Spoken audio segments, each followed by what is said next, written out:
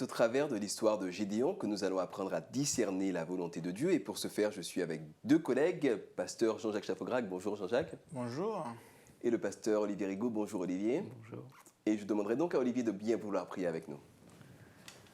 Notre Père, merci pour ta présence, ta bonté et ta grâce qui se renouvellent jour après jour. Merci de nous aider à comprendre ta parole et à l'appliquer. Au nom de Jésus, Amen. Amen. Amen. Le passage qui nous est proposé pour étude aujourd'hui nous ramène à une période de l'histoire d'Israël assez particulière, la période des juges. À l'époque de Moïse et sous le ministère de Josué, nous avions un système théocratique où Dieu parlait au peuple à travers Moïse, d'où venait l'autorité tant politique que religieuse. À l'époque des rois, la situation était assez claire également du point de vue de la structure du peuple d'Israël. Il y avait donc la monarchie et des rois découlait le pouvoir politique.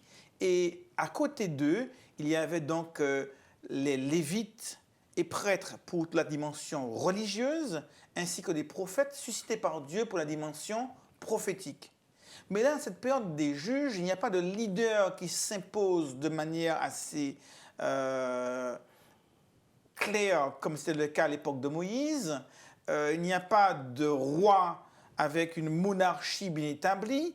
On a le sentiment que ça part dans tous les sens. Tantôt, c'est un tel qui a le pouvoir, tantôt, c'est un autre. Et on voit que Dieu va susciter de manière apparemment erratique, ici et là, en fonction des circonstances, en fonction des époques, en fonction des situations, des hommes qui vont accomplir une mission particulière.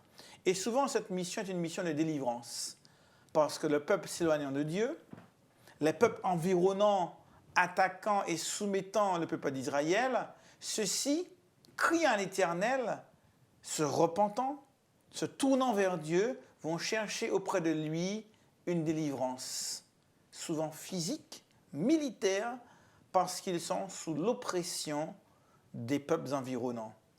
Là, il s'agit donc de l'un des premiers juges. Il est question d'un homme, Gédéon, appelé par Dieu, et la délivrance sera essentiellement militaire, mais surtout le reflet d'une disposition d'esprit à permettre à Dieu d'agir dans la vie du peuple à travers Gédéon. Mais cette disposition d'esprit n'a pas été complètement inconditionnelle, parce que Gédéon a demandé des signes, il a demandé des preuves. Il a fait preuve au début d'un certain scepticisme.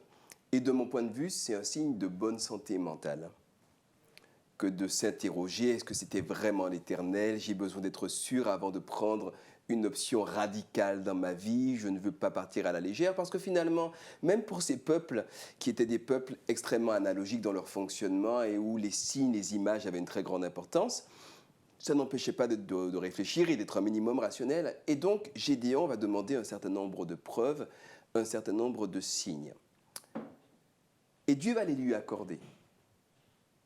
La toison va être tour à tour mouillée, sèche. Enfin, voilà, le soleil va reculer. Il va se passer plein de choses tout à fait anormales qui démontrent de manière extrêmement claire que Dieu répond à Gédéon. Mais j'insiste, ce n'est pas parce qu'on demande des signes que l'on est forcément un impie, que l'on manque de foi. On peut tout simplement demander des signes parce qu'on a envie d'être sûr que le Seigneur nous accompagne dans un choix que l'on fait. Mieux vaut cela que de dire « j'ai eu un rêve » et puis de foncer tête baissée dans n'importe quel comportement. Moi, je vous dis, dans mes rêves, personnellement, je ne marche quasiment jamais, je vole tout le temps.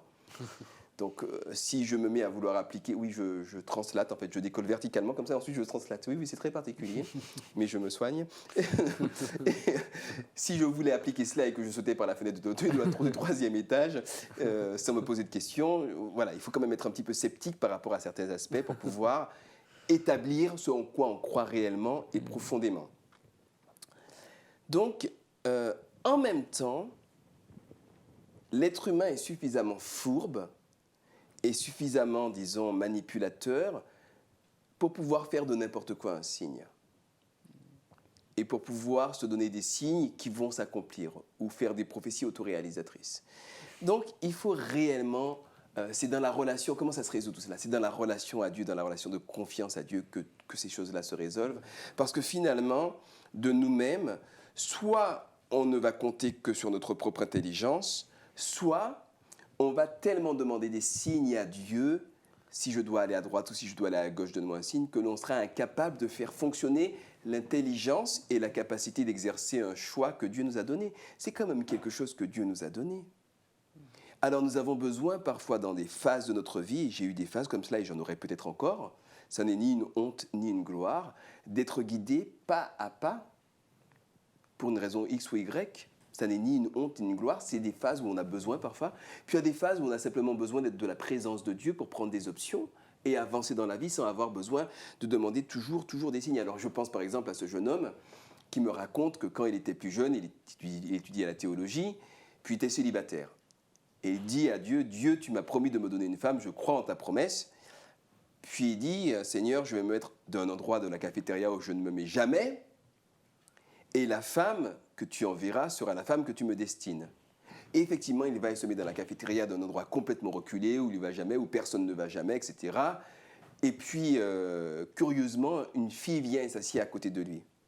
Il la regarde et puis il fait « Ah non, Seigneur, pas celle-là. » Donc, on veut des signes, on les a, on ne sait pas comment les interpréter. Quand on veut instrumentaliser la volonté de Dieu, quand on veut utiliser Dieu comme un instrument pour arriver à ses propres fins, ça n'est pas la peine de demander des signes. Si par contre on veut réellement, comme Jean-Jacques le soulignait, se mettre à la disposition de Dieu pour qu'il réalise sa volonté, alors demandons-lui des signes. Si nous en avons besoin, sinon si nous connaissons sa volonté, appliquons-la simplement. Et puis, Gédéon est un exemple en ce sens. Des signes improbables. Oui, Seigneur, s'il m'appelle demain, c'est que c'est le bon choix. De toute façon, demain, à la fin de la journée, il doit appeler ou pas. C'est une question fermée à laquelle Dieu ne peut pas répondre autrement que par oui ou par non. Ce sont des signes pièges. Mais si je dis s'il m'appelle à 11h59 et 30 secondes, c'est improbable comme signe parce que ça permet à Dieu de ne répondre ni par oui ni par non. À 11h59, ce sera oui. À midi 33, ce sera non. À tout autre moment, ça veut dire que Dieu m'a peut-être dit, je ne te réponds pas parce que tu as déjà la réponse. Je ne te réponds pas parce que tu sais au fond de toi-même ce que tu veux que je fasse. Je ne te réponds pas pour autre chose. Donc les questions fermées à Dieu sont toujours des pièges. Alors si certains veulent, comme j'ai dit, on fait des signes, qu'ils fassent comme lui. Des signes complètement improbables, qui soient toujours des questions ouvertes. Oui, oui. Si je n'ai pas envie de donner mon argent aux pauvres, je dis Seigneur, si tu veux que je donne mon argent aux pauvres, fais effondrer cet immeuble immédiatement. Et si l'immeuble ne s'effondre pas, effectivement, je me suis piégé moi-même parce que j'avais envie de garder mon argent, donc j'ai fait une question fermée. Tout à fait, c'est intéressant. Voilà, nous passons donc aux questions ouvertes avec Olivier. En tout cas, dans cette histoire, ce n'est pas Gédéon qui allait chercher Dieu, qui allait chercher un signe, mais c'est bien Dieu qui vient à lui, qui descend et qui l'appelle et qui lui propose une mission, un chemin dans lequel Gédéon ne se retrouve pas du tout. Je suis le plus petit de la famille la plus pauvre, donc il est le plus petit des plus petits.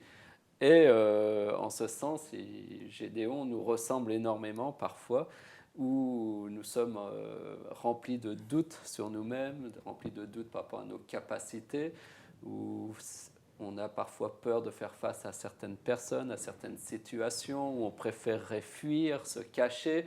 D'ailleurs, Gédéon se cachait pour prendre un peu de farine, etc. Donc, on se retrouve très bien dans ce Gédéon, où face à l'appel de Dieu, ou face à des chemins, eh bien, des situations, on se sent impuissant, on ne se sent pas à la hauteur de l'événement et des circonstances. Et pourtant, Dieu vient là où il est, tel qu'il est, et alors qu'il se cache de l'ennemi, le nomme vaillant héros. Et je pense que c'est vraiment intéressant de réfléchir à la manière dont nous percevons et la manière dont Dieu nous perçoit. J'ai l'impression qu'il y a parfois un très grand décalage. Dieu nous voit réellement tels que nous pouvons être, tel qu'il peut nous rendre par sa puissance, alors que nous voyons tels que nous sommes avec nos infirmités, nos faiblesses, et à trop regarder à nous-mêmes, on perd de vue ce que Dieu est capable de faire. Et il aura fallu des grands signes, des signes improbables pour que Gédéon prenne confiance, j'irai pas tant en Dieu, mais peut-être prenne confiance en lui-même, que oui, il peut le faire, qu'avec Dieu, tout est possible. Et cette histoire est belle parce qu'elle nous montre que dans toute cette affaire avec Dieu, dans tout ce chemin spirituel, les choses ne dépendent pas de nous-mêmes, mais dépendent profondément de qui est Dieu, et de qui il est, et de ce qu'il peut faire de nous à travers sa grâce et sa puissance. Gédéon croyait savoir qui il était, mais Dieu savait mieux que lui-même, et Dieu sait mieux que nous-mêmes qui nous sommes réellement. Alors laissons Dieu ouvrir nos yeux sur qui nous sommes réellement lorsqu'il est avec nous par son esprit. Bien, merci beaucoup d'avoir été tout ce trimestre avec nous. N'hésitez pas à faire passer ces vidéos à vos amis. Merci à mes 2 collègues et amis. Et puis à très bientôt. Au revoir. Au revoir. Au revoir.